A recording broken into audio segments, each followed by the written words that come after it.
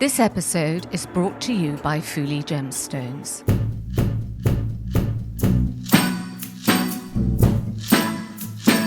She was mad about the Panther because she was annoyed by the success of the Panther. She wrote once that everybody wants the Panther, the Panther, the Panther. While we have beautiful birds, we have snakes, we have crocodiles, we have lizards, we have turtles, we have beautiful creatures, and all what the women want is the Panther, the Panther, the Panther. I'm Carol Woolton, the voice of jewellery. Welcome to If Jewels Could Talk. I'm an author and broadcaster, and the woman who initiated the role of jewellery editor at magazines like Tatler and Vogue. This is a podcast for everyone, for people who do like jewellery, for people who don't realise they like jewellery, and anyone intrigued by fascinating facts, new ideas and forgotten histories. So join me as I tell sparkly tales and meet all sorts of people, delving into 4 centuries of jewellery culture and investigate what's happening now.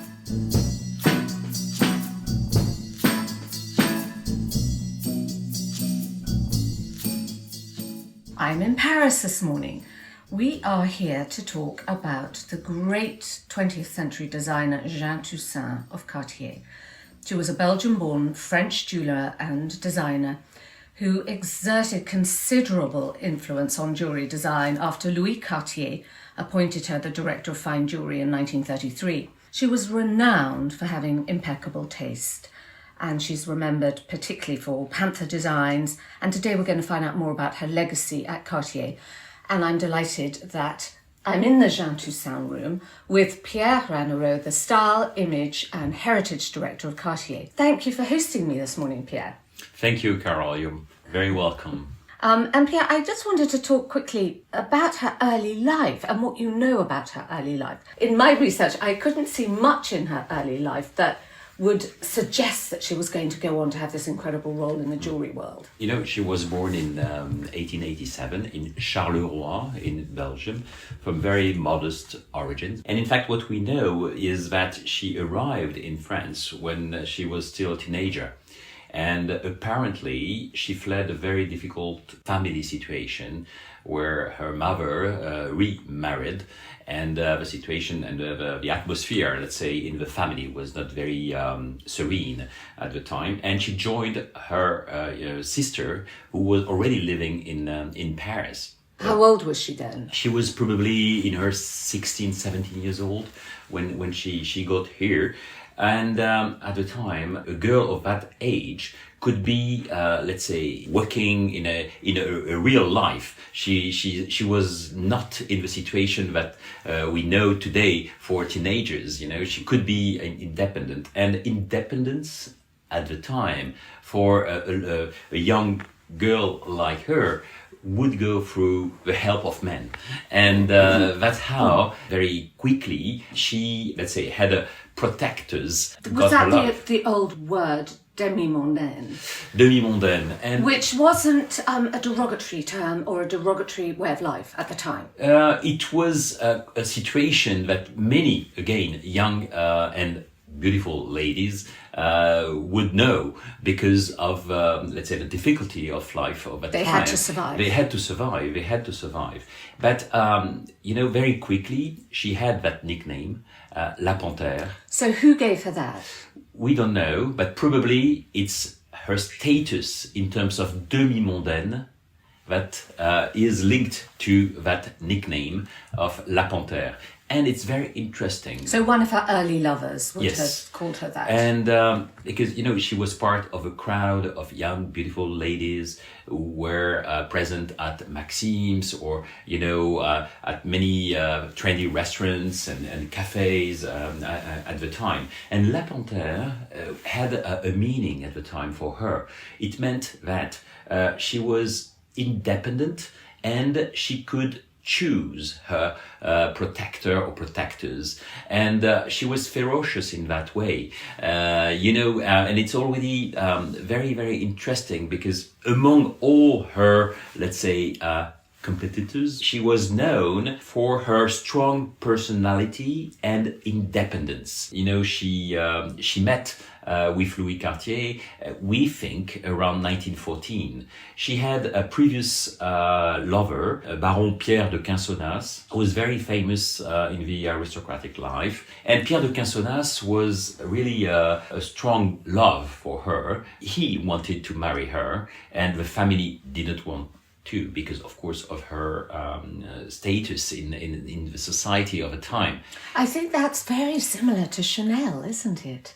Because these women, however strong and independent and however creatively brilliant, the loves of their lives didn't marry them because True. they were seen to be not quite good enough to marry. Reputation Yes. was essential at the time. When you see the articles and the papers and things, you can see that the reputation was a key point. You had suicides because of reputations. You had duels. And many important things were happening because of your reputation. And the status of the family could be ruined because of reputation. So that was very, very, very important in the life of the families of the time. So she met Louis Cartier around 1914. We don't know how particularly, but probably in Maxime's or one of these parties. And he was taken by her immediately. Yes, he was one of the most looked after divorcees of Paris at the time. When you see the pictures of him, you can see that he was a very handsome man. He was at the time in his 30s. Cartier was already enjoying an enormous success. He was at the head of the most important jewelry house of the time. He had also a reputation of someone interested in arts and in creations in general. So he had different aspects, not only the wealth, but also a position of a person, a man of broadened interest in life. So I think Jeanne was probably sensitive also to that aspect in the personality of Louis Cartier. And will you talk a bit about her style at the time that probably attracted him? Because she was different, wasn't she? She was not, full of jewelry or taking advantage of her position, trying to grab as much money as possible. No, she was always dressed in a very, very elegant way, and not looking for let's say today we would say the bling aspect of things, but different in the way she wore silk pajamas and turbans, and so a and, different look. She was also, there's another aspect linked to her elegance. She was also acting as a model for many grands couturiers of the time. And how do I know that? Because I had the chance to have very interesting discussions with Hubert de Givenchy, who knew her very well in the beginning of the 50s. It's a very interesting anecdote he told me. He, at one point, he was a very modest client at Cartier, as he told me. He was a client for watches, and he was dealing with his traditional salesperson. And at one point, this person says, "Oh, Monsieur de Givenchy, Jeanne Toussaint wants to meet you and talk to you." Oh, he was very impressed, because in the creative world of Paris, already in the 50s, Jeanne Toussaint was a myth. And I said, "Okay, I'm very interested in meeting her." And she comes. And immediately, Monsieur de Givenchy, I know you're a friend of Mr. Balenciaga. I want to meet Mr. Balenciaga.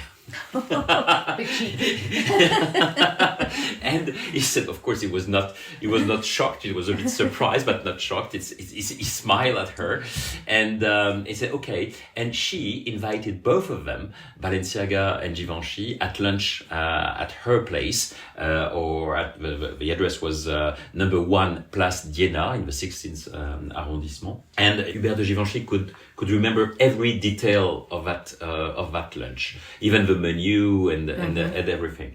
The pieces of furniture in each of the rooms of the apartment and everything. And because they were in fashion, she had kept at that time, 40 years later, all her dresses from the beginning, of a century. And they spent the entire afternoon till 8 at night with her as a model for all the dresses she had kept from that period, with all the big names of couture, and Hubert de Givenchy and Balenciaga were all, impressed by her taste in keeping, the best of the dresses of the beginning of a century, especially dresses not only for the shape of them, but for the exquisite work in terms of craftsmanship and métier d'art of those dresses. And some elements, by the way, are kept in the permanent collection at the Met, like some of those dresses. So just to say that Hubert de Givenchy told me, Jeanne Toussaint was not à la mode. She was elegant.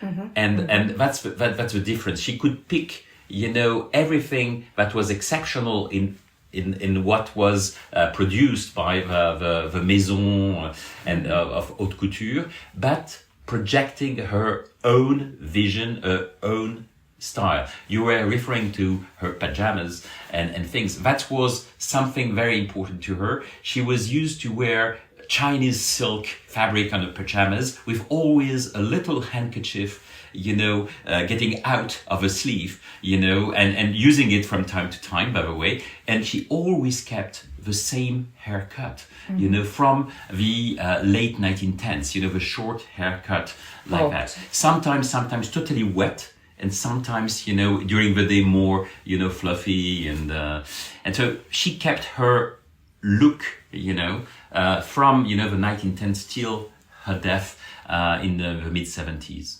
So maybe that's her link, that the idea of her appreciating the work of the métier d'art, because weren't her family lace makers?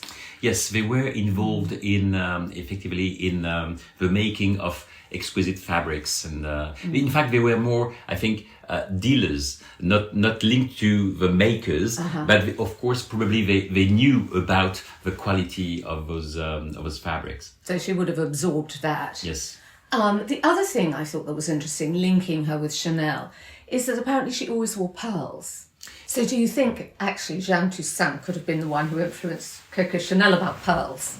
This is difficult to say, because when you think about pearls at the beginning of the century, you know that they were the epitome of success. It was prestige. Because pearls, let's remember that before the First World War, they were more expensive than diamonds.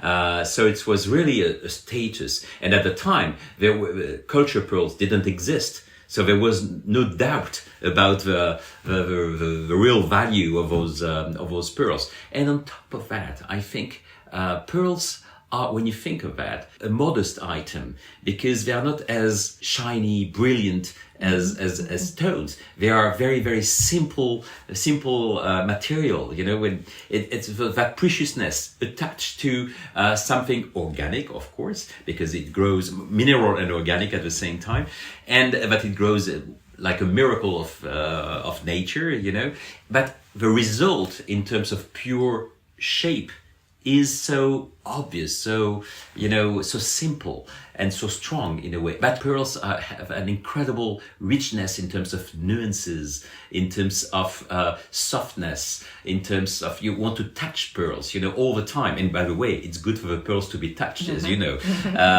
So there's a kind of sensuality in pearls on top of that status that was attached to them. So they both would have been attracted for that reason. Definitely. Yes. And it goes with everything. And you can wear also at night and during the day. So that's exceptional in a way. So she's met Louis Cartier. They obviously start a relationship. Then how quickly did he want the relationship to turn also into a professional one? It took years because, in fact, it's only at the end of the First World War that he wanted to marry her. And again, the same story is repeated, I think, with at the time of Baron de Quinsonnas, and the Cartier family refuses that absolutely. And what was at stake at the time was not only the reputation of the Cartier family, it was also the reputation of a business of Cartier. Because, the clientele of Cartier at the time had an enormous prestige.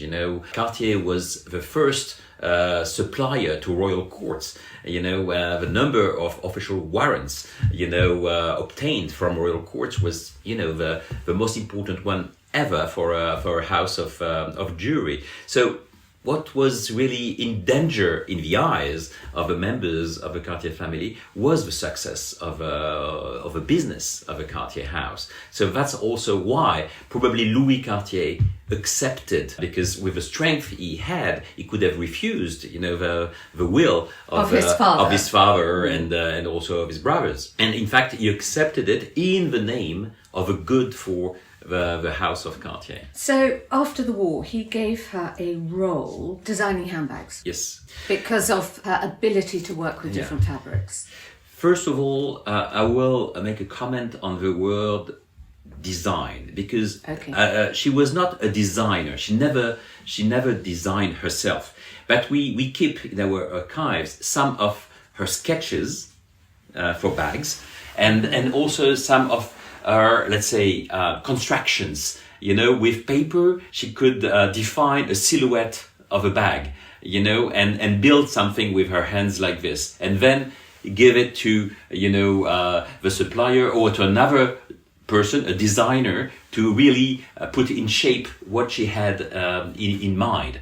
But we have some examples of that. But she was not a proper designer. So she was really hard for her eye. Yes, exactly. And it was very, very modern at the time. She had an eye, and she had also probably a vision. And I think... A vision for women as well. For women, and you're totally right. And I've read about Department S, which sounds like a secret society or an MI5 type of thing. I mean, what was Department S? S was not Jeanne Toussaint's idea, by the way. It was Louis Cartier's idea.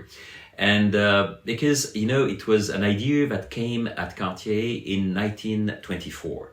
1924 is an extraordinary period for Cartier. It's a very successful period where, in terms of jewelry, we would say today high jewelry, meaning the highest and the most exclusive part of our work was enjoying an incredible success. And came to the mind of the Cartiers at the time that could be a danger for the future. Because if you rely only on the top of the offer, you could be fragile, in your business. So Louis Cartier particularly had the idea that we should have a more affordable offer at Cartier that could allow more people to come to our stores. And of course, what he had in mind is something very Cartier. In the way they describe and in the documents what they wanted to offer, they say in French, any object should be à la Cartier, meaning with a Cartier touch, a Cartier vision in terms of design, beauty, exquisite material, but not necessarily requiring so many hours of work and so many precious materials. So he had the idea of S line, and in my mind, today, because many people think S for silver because silver is probably cheaper than gold, or S for soirée because they are elegant objects to wear during soirée, in the evening. But in fact, in my mind, what comes to my mind is S for smart, because smart objects in their conception, meaning many objects were conceived with, for instance, already made fabric for evening bags, for instance. Not so many precious stones to accompany the existing materials. The objects were made of hard stones, existing sculpted hard stones put together with ornaments of coral or turquoise, gold, but a minimum presence of gold, so you had cigarette holders, you were ashtrays, you wear vases to ornate your chimney piece, or you had evening bags, as I was mentioning. And in fact, it's in 1925 that Louis Cartier decided to give that department under the responsibility of Jeanne Toussaint, probably because of her extraordinary taste in that kind of development and that kind of objects. And she succeeded beautifully in developing that line of objects. And was she the first woman to run a department? Because I guess men were managing the sales, the workshops. the design. You're touching a very interesting subject, being a woman within a house of jewelry in Paris at the time, and also being a woman not belonging to the family. That was incredible, I think, to have at Cartier and in a jewelry house a woman in charge of such an important department, both, I mean, the leather bags or the bags in general, plus the S department, being part also of a creative committee for all the rest of a production, of all the rest of a creation. This starting in the early 20s. So not only she had her own department, but at the side of Louis Cartier, she was going through all the projects, all the designs for jewelry, watches, clocks, and everything. So this is also very important as a position. She had to face all the men who were the designers, and it created many, let's say, conflicts, because all those men, seeing a lady having a word on their work, was an issue for them. Because of their generation, because of a tradition of the jewelry houses and all that. So she had to integrate that context and to probably adopt a behavior to show her strength, and it was said at Cartier that she could use very strong words, very bad words, to really occupy the space, and to express herself the same way men were expressing themselves. You know what I mean? And she. So what these men were swearing around the Cartier offices. And there's a long story of conflicts, and I think. But also, she had to swallow the snub of the family. So how did she feel coming up against members of the family when they had said, "You're not good enough to come into our family"? I think the brothers were very clever. And when Louis Cartier decided to retire at the beginning of the 1930s, in 1933 exactly, they fully accepted the choice of Louis Cartier to name, to appoint Jeanne Toussaint as his successor. Definitely.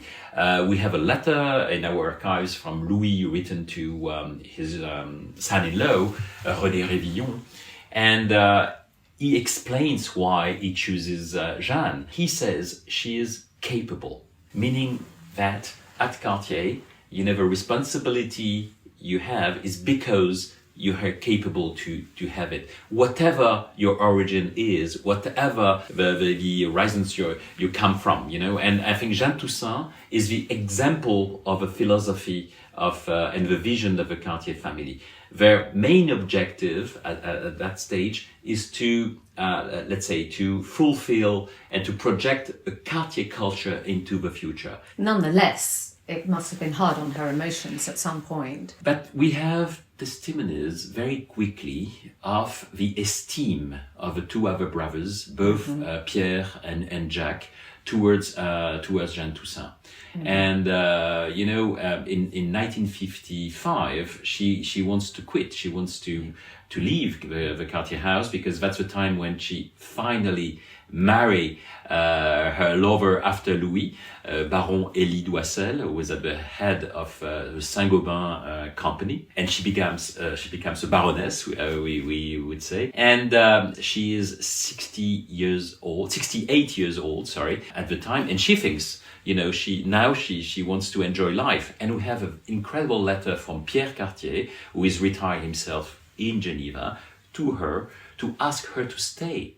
And how he has, at the same time, he feels, of course, affection towards her after all those years, but also esteem. And, and then at the time, he has the same words as Louis Cartier had, almost 25 years before. So it shows how the family now considers her as part, of a, and not only part, but a pillar of a Cartier culture, which is really at the origin of what Cartier does. And sort of going back a bit, talking about the ruffling of the men's feathers within the business. I mean, she did come to blows a bit with Charles Jacot, didn't she? Now, Charles Jacot was, showing how extraordinary Louis Cartier was in the people he brought into the company. Charles Jacquot was never a jewelry designer. He met him up a ladder when he was creating a balcony. He was a designer in cast iron. So, and you know, when you look at Parisian architecture, you will see how cast iron is very, very important everywhere since the 17th century, and especially in the period of Haussmann. You know, all those buildings were done in the mid 19th century till I think the beginning of the 20th century. And cast iron was very, very important at the time. And he was effectively a designer for that. And there are many similarities, by the way, between the so-called garland style of the beginning of the century and the design in terms of cast iron. So Charles Jacquot was hired in 1909. I think 10 years after Louis Cartier started, within the house. Because he just admired what he was doing, some trellis work. He was very talented. He has an incredible hand in what he was doing, and the inspiration of Charles Jacquot is incredible, and his capacity to, let's say, integrate all the different shapes around him. You know, of course, Charles Jacquot is not at the origin of Louis Cartier's vision, because, for instance, the interest of Louis Cartier into Islamic art was before Charles Jacquot. But again, Louis Cartier, as Jeanne Toussaint, was not a designer. He couldn't, draw but anything. Charles Jacquot could translate Louis' vision in drawing and design. But I would say that not only he understood what Louis Cartier had in mind, he shared the immense curiosity towards many aspects of the art world of the time. But he was also what Louis Cartier would have called an inventor. Louis Cartier used to call the designers the inventors. So it says a lot of two different things. That first, Louis Cartier and Jeanne Toussaint are in charge of having the Cartier eye.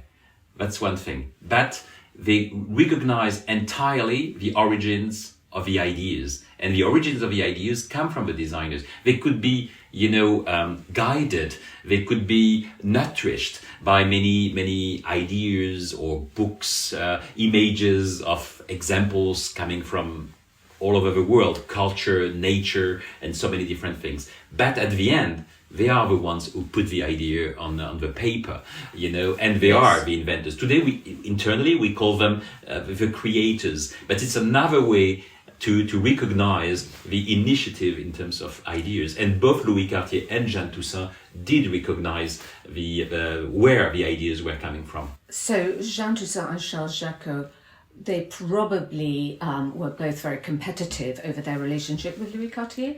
I think they were. I think they were because I think in 1933, after all those years, Charles Jacquot thought he would be the successor of Louis Cartier.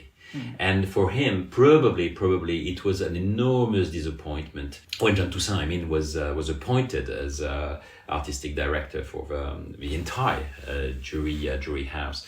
And then was born, the antagonism between the two. Probably already before 1933, during the creative committee, having Jeanne Toussaint at the same level as Louis Cartier in front of Charles Jacquot was already an issue, I think, for him in terms of ego.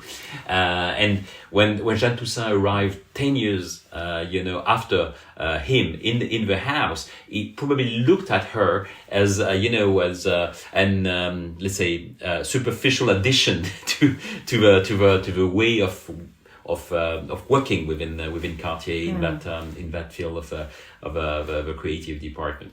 So yes, it was an issue, and especially also because then progressively Jeanne Toussaint headed to other directions than the ones Charles Jacquot followed till her arrival. So I think everything was rather smooth till let's say the death of Louis Cartier. And after the death of Louis Cartier in 1942, then really that was an issue, and Charles Jacquot progressively, was isolated into the department after the Second World War, especially. I read, I don't know if this is true, in 1945 that he came across Jeanne Toussaint being photographed for a Harper's Bazaar shoot, and she was poised with a pencil that was going over one of his designs, and he was obviously very, very upset. You're referring to a very important picture that was taken by François Collard. It's only after the Second World War that Jeanne Toussaint was known, as really an important actor within the Cartier house. And so she got some articles, some journalists were interested in knowing her, writing about her. And there was effectively a reportage, as we say in France, made within the premises of Cartier, specifically in Jeanne Toussaint's office. And the photograph and the journalist asked her to work on design. In fact, in those pictures, she's not designing. She's writing on, because that's what she used to do, and they used to comment the drawings, and that's what she was doing. But effectively, there's an ambiguity. Someone who doesn't know could see that she's designing. She was not, and she didn't pretend she was designing. But the drawings under her hand were the drawings by Charles Jacot. But she was working on a regular basis with those drawing under her hand. But he happened to come across it and was extremely upset. But those photos were published anyway, Yes. so he could have found them in the magazines. So probably he misunderstood what was going on, also at the time, because she never pretended that she was a designer. Never. Yeah. So, but that shows also the state of mind of Charles Jacot at that time. Yes, their conflict. Yes, exactly. And that's what happens in corporations in general. Rivalry and things like that. Yes. Now I wanted to talk a bit about her role during the war, because these are such important years, aren't they, in Paris at that time with the German occupation. And I wanted to know Cartier's attitude at the time and how Jeanne Toussaint fitted into that. So, as you know, in 1940, when the Germans were getting into France, all the family fled to the southwest of France, to Biarritz, and in the case of in Saint-Jean-de-Luz. And Jeanne Toussaint herself had a house in Cibourg. Cibourg is very near to Saint-Jean-de-Luz. And also, they took all the stock of jewelry out of Paris to the southwest, and then to an unknown destination to protect the stock. And the Cartier organized the move for all the staff of Cartier. They booked the seats in the trains, they organized everything. By the way, there's an anecdote, because Charles Jacot arrived very late at the station and didn't want to move, and they were waiting for Charles Jacot to move to the southwest at the time. And you imagine the rush it was, stress. the panic, the stress, and it was incredible at the time. So they were all there. So what happened to the store here? The store was closed. Everything was closed. And once the Germans were in power in Paris, some decisions were taken. And in fact, a very important one was taken. If the commercial premises were not reopening, whatever the activity was, it was confiscated. So the risk was enormous. So we have letters, exchanges between the different actors of the Place Vendôme and Rue de la Paix, writing to each other, saying, what do we do? And then they decided to reopen, because what was at stake was the end of a business. So they decided to reopen with the remaining poor things that were in the store, just to say that the store was open. And Jeanne Toussaint came back. Louis Cartier went through Spain, Portugal, and moved to New York to join his brother, and he took a boat from Lisbon to New York in 1940. And Jeanne Toussaint came back to Paris and reopened the store. And the director of Cartier in Rue de la Paix was Monsieur Deveau. So she was part of the direction, because she had a very important responsibility, together with Monsieur Deveau, who was the director during all those years. And some of the Cartier staff were taken and interned by the Nazis. So the atelier were reduced considerably, because all of them, or the majority of them, were prisoners of war in Germany. So, and Cartier put in place a help for the wives, were still in Paris, to help them and the kids. So they could just come in and take away Cartier's staff whenever they felt? No, because those men became soldiers at the beginning of the war. Oh, I see. And they were kept as prisoners in Germany. Right. So that's what was. So who was in the store at that time then? Just a few people. That the activity was very, very reduced. Then came other laws, other decisions. The Germans had to be clients then. Germans, yes, some of the Germans were clients, and you know that there was an artificial exchange rate between the Reichsmark and the franc. So the Germans had an enormous power to buy, many different things at the time. But we can see in our archives that very often the prices asked for the Germans were much higher than the prices asked for the French. The Cartier revenge. And that was, and also other decisions were taken because it was forbidden to buy precious materials. So the clients should come with their own precious materials to be transformed. Mm-hmm. So of course the activity was very, very reduced. Did they help any of their clients with Jewish heritage? Were they instrumental in helping them? In fact, what was happening is many of our clients were not only Jewish, but many families, but many Jewish families gave to Cartier their jewelry to be kept in our safe during the war to avoid, the confiscation of their wealth. And in fact, after the war, of course, those families came back and we were able to give back the jewelry that was kept in our safe. So it was quite a brave move of Jeanne Toussaint to come back. She could have stayed in the south of France. Her life was in Paris, and she had the idea that she had to do it. But she had to do it. And there were the team also, Mr. Deveau, the remaining workers, they felt that they had a mission. So there's the famous story of the bird in the cage. Was Jeanne Toussaint involved in that decision? Jeanne Toussaint was definitely, I think, at the origin of that decision. What happened is, at a certain moment, in each of the windows of 13 Rue de la Paix, you could have a presentation of what was possible to sell at the time, but in each window you have one piece of jewelry repeating itself from one window to the other. That was a small brooch depicting a bird within a cage, and the bird has the three colors of a French flag. So it was quite obvious. The symbol was not invented by Cartier. The symbol of a bird in a cage to express the idea that the French were prisoners of the Germans was existing before. So that's even more daring, in fact, to conceive such a brooch and to put it systematically in all the windows. Of course, it was visible to everybody, but even more so by the officers of the Wehrmacht, who were the guest in a way, of the Ritz, for instance.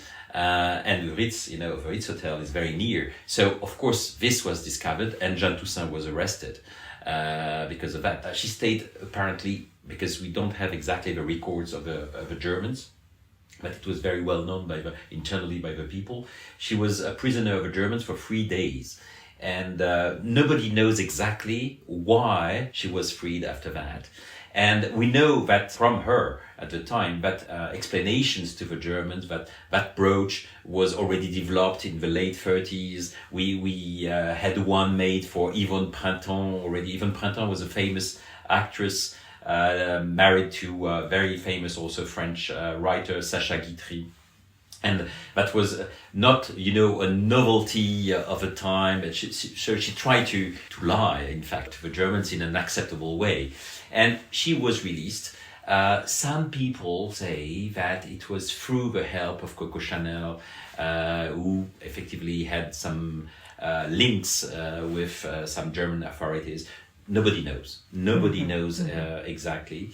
And what we know is that then, after that, Jeanne Toussaint had to prove the entire period till the Liberation Day that she was not Jewish. She was constantly in an effort to prove that she was a Catholic. We found in our archives all the letters she wrote to Belgium, or also to Lorraine, because her family was has origin in Lorraine, from the cemeteries, from the town halls of all those cities to prove that she was not Jewish. So it shows that the German authorities always had that pressure on her the entire period of the occupation days. And we know also that in 1955, she will get the Legion of Honor, and greatly because of her behavior during the occupation days. And then the bird was depicted as free and liberated at the end of the war. Exactly, in 1944.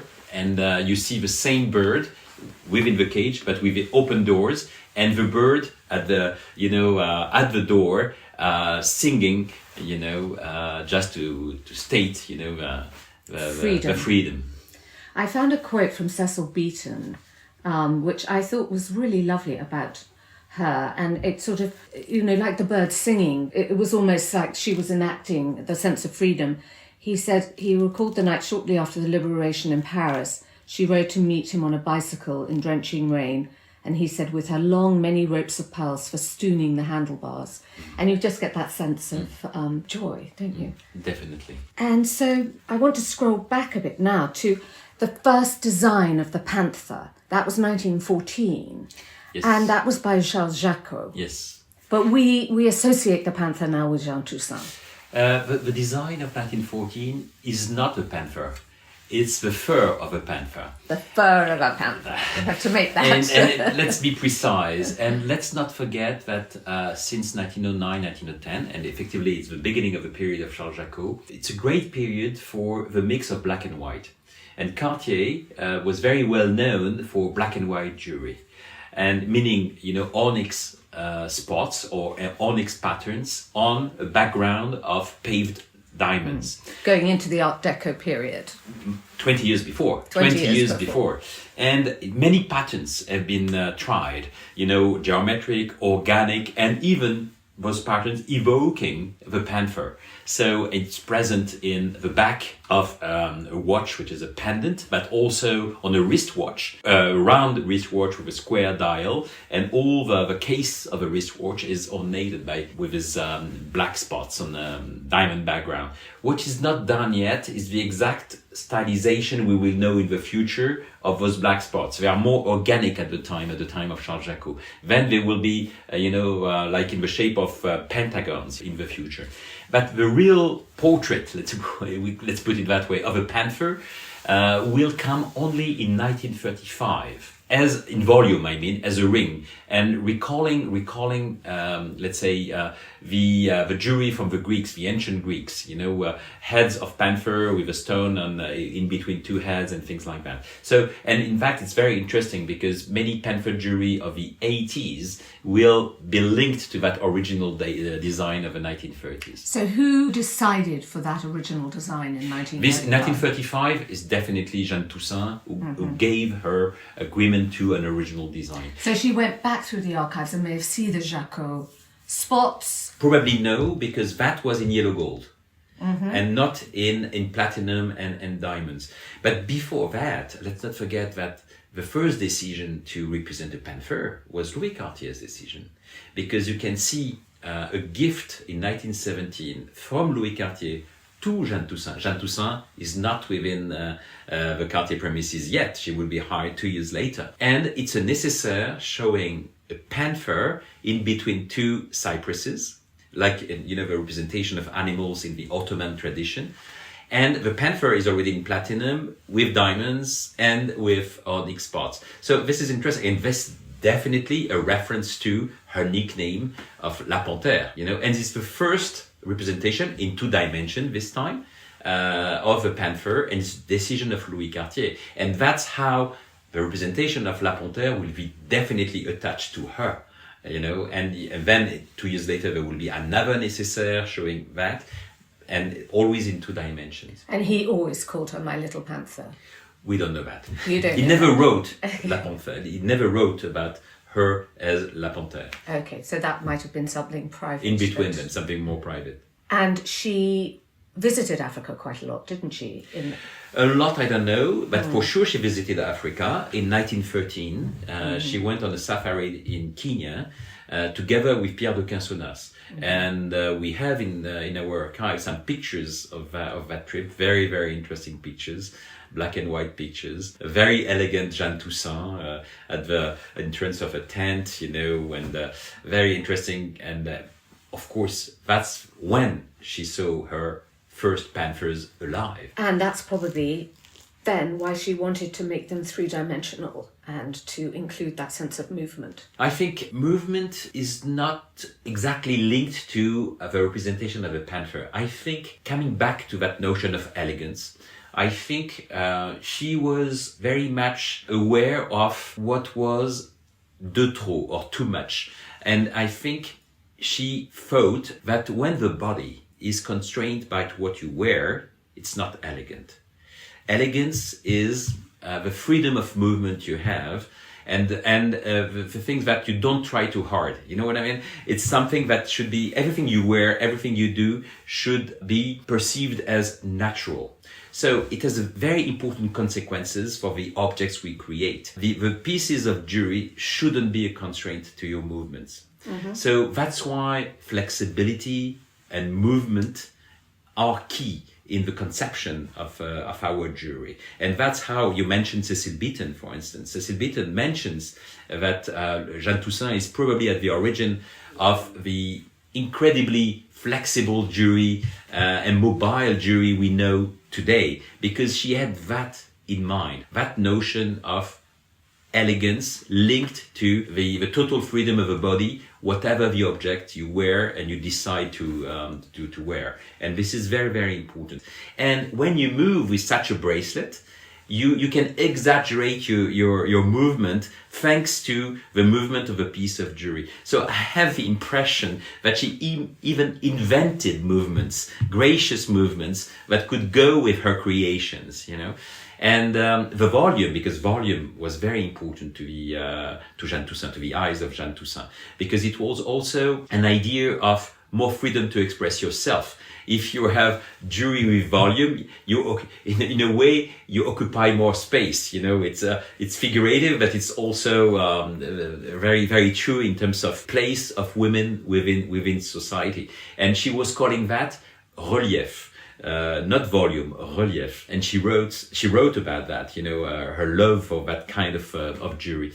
So it's also because of that increased volume of a jewelry she liked, but probably articulation and flexible jewelry was even more important to her, I think, because it couldn't be something solid, something just a big volume on your wrist or on your neck. No, it had to be gracious, and it had to be in total movement. Having said that, the ones that she created for the Duchess of Windsor did have a large volume, mainly in large precious stones. How important was it that the Duchess of Windsor took up this style? I think probably the Duchess of Windsor recognized herself in the representation of a panther. The first link with the panther, the Duchess and Cartier takes place in 1948. When the Duke offers, an emerald, it's a cabochon, an enormous cabochon, I have to say. So this is over 100 carats. Yes, it's really important. And Jeanne Toussaint has the idea to ask the designers to propose a solid gold panther to carry that cabochon of emeralds. And of course, the Windsor says yes immediately. It's very quick. The development of that special order is very quick. It's given to the Duchess the very same year when it's ordered. And in 1949, a year later, another brooch is proposed, but for the stock, not a special order. It's around a very important, a very costly cabochon sapphire this time. And the panther is in platinum, the eyes are in yellow diamonds, and the panther is on top of it. So it's not gold, it's much more precious because it's platinum and diamond. So it's quite daring on the side of Cartier to invest so much in such a revolutionary design, because a 3D panther as a brooch has never been done before as a brooch. in such precious in such precious materials. So this is really, really daring. You know, I think it's a British magazine that was let's say an atomic bomb in the windows of a Cartier at the time because of that panther, and it was immediately bought by the Duchess. And what we discovered quite recently in our archives, we don't have the exact dates of the development of that brooch, but most probably that brooch was an idea of Jeanne Toussaint for herself before it was proposed for the stock.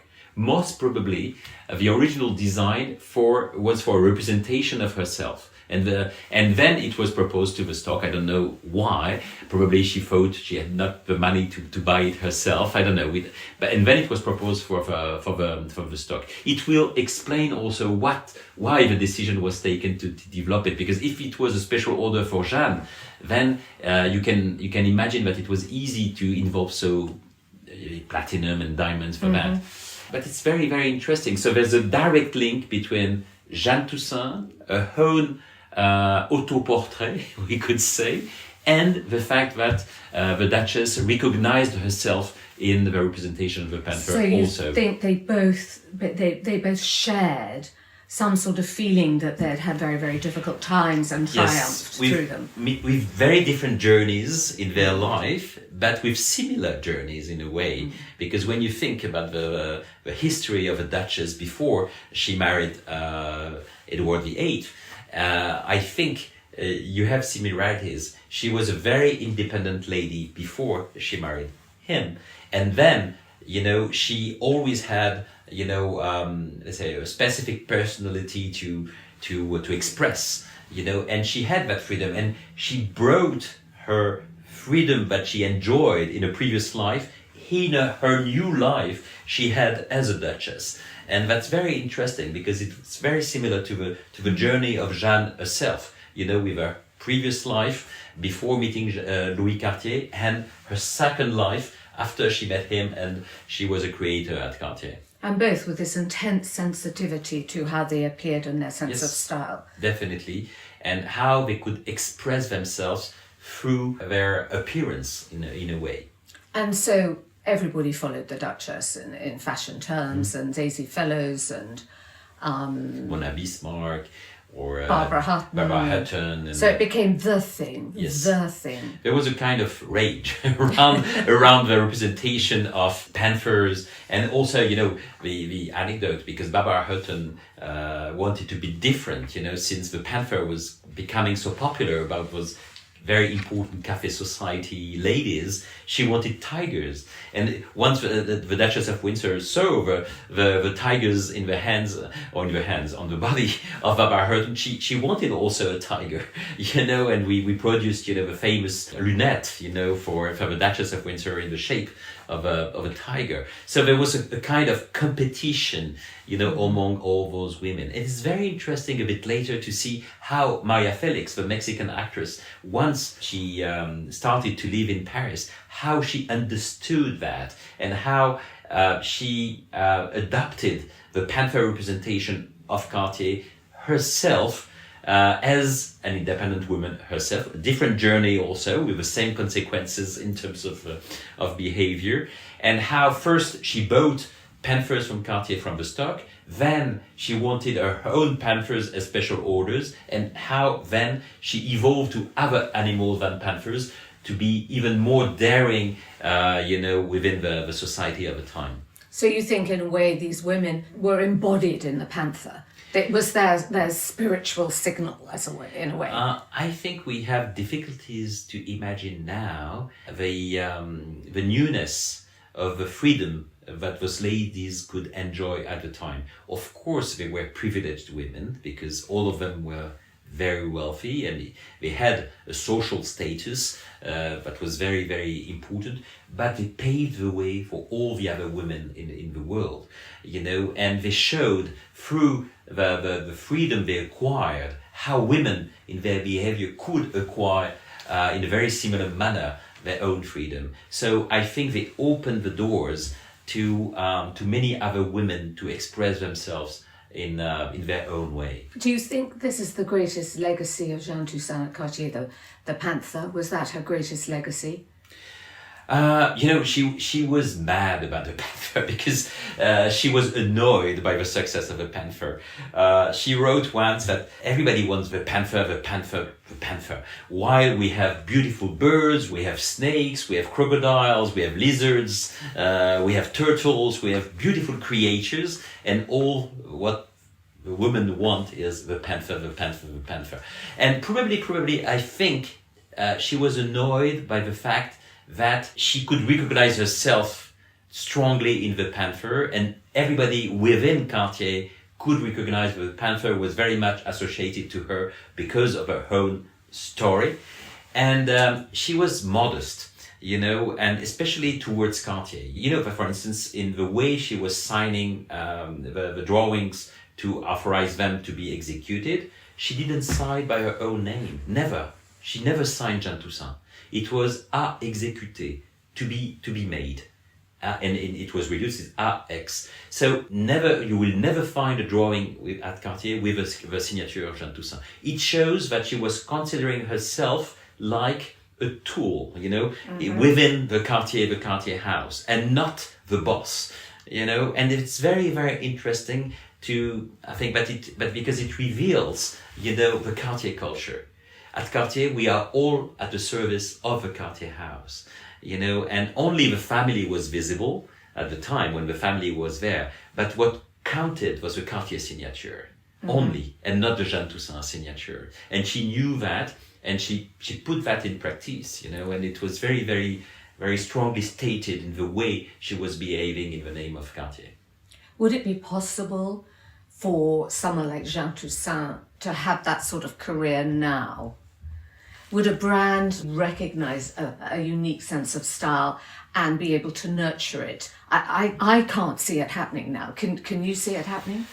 I think what she did and her talent and what she achieved is extraordinary given the context. I think there's a very specific context all along the 20th century, and especially for the status of women in general. I think in that field today, the possibilities are immense. I think you don't see, something forbidden to women, at least in terms of behavior. And I think it's thanks, by the way, to ladies like Jeanne Toussaint or Coco Chanel in the world of fashion, and many others. We can mention Elsa Schiaparelli and many others, and also in the fields of jewelry, by the way. And so the circumstances were very, very different. So today, I think, yes, definitely for women, there are careers, and there are careers today. Many women work within... But nobody would be taken on just because they had a good sense of style. They would have to be a designer. They would have to be a maker. They would have to be I role. think what you mentioned here is a great confusion. I think that is linked to probably the world of fashion, where you have the definition of artistic dictators, and the words are not mine. They have been pronounced by other people, but I think it's so true. In fact, within a house of jewelry, and specifically at Cartier, there is the conviction that the artistic dimension of our pieces, which is at the heart of a mission of Cartier, it's the vision of Louis Cartier to add an artistic dimension to jewelry and to cultivate that artistic dimension. But with the idea that so many talents are involved in the definition of its artistic dimension, but it's not one person that can have that title. And effectively, you mentioned it. What is important at Cartier is the style of Cartier. And in a very dynamic vision, by the way, because the style at Cartier is not, frozen in a period, not frozen in an expression. But the notion of style, as opposed to, someone would be in charge of on the artistic dimension, is key to explain the Cartier culture, I think. Do you think she'd be proud women are still wearing the Panther, or do you think she'd still be a little annoyed? I think she would be surprised. I think she would be surprised. She was surprised already at the time, and I think she would be surprised because, both Louis Cartier and Jeanne Toussaint, I think, had enormous intuitions. They could, perceive what was going on. They were very sensitive to everything that was happening, and they were very much into the psychology of society. But they were not intellectuals. They were not, creating theories or writing about, those theories, and they were not into that. And it was really about creators, what creators are, and they're not necessarily putting in a book, recipes or things like that. And I think also it was, at least on the side of Louis Cartier, on purpose, because I think their fear, if they had to write a kind of code of conduct of Cartier, the danger would have been bigger than the positive side of that, because the main danger for both of them was the absence of evolution and the absence of vision for the future. Mm-hmm. That's interesting. Do you think it's sad they never married?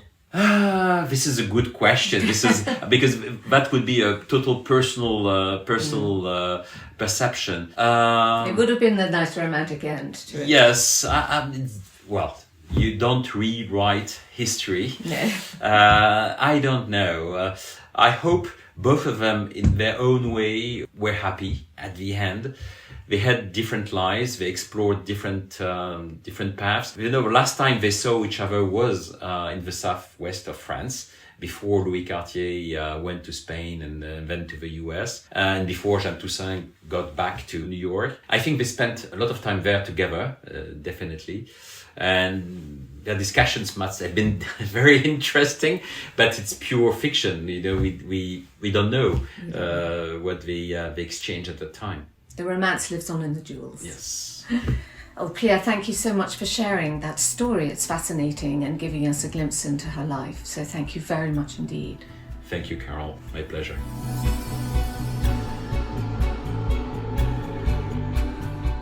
Thank you for listening. For this and other episodes of If Jewels Could Talk, please go to our website, carolwoolton.com/podcasts. If you've enjoyed it, please share it any way you can, and we love to have a rating and a comment, so thank you. We have a new YouTube channel, so you can take a look at the back catalogue there and see some other videos and recordings. And we love to have questions. I'm on @CarolWoolton on Instagram, so follow me there. And join me again in 2 weeks for the next Jewel Nugget. I'll be in LA with the coolest of the cool girl jewelers. Join me then, and thank you for listening. Bye-bye. If Jewels Could Talk with Carol Woolton is produced by Natasha Cowan, music and editing by Tim Thornton, graphics by Scott Bentley, illustration by Jordi Labanda. You can find our sponsors at fullygemstones.com and me at carolwoolton.com.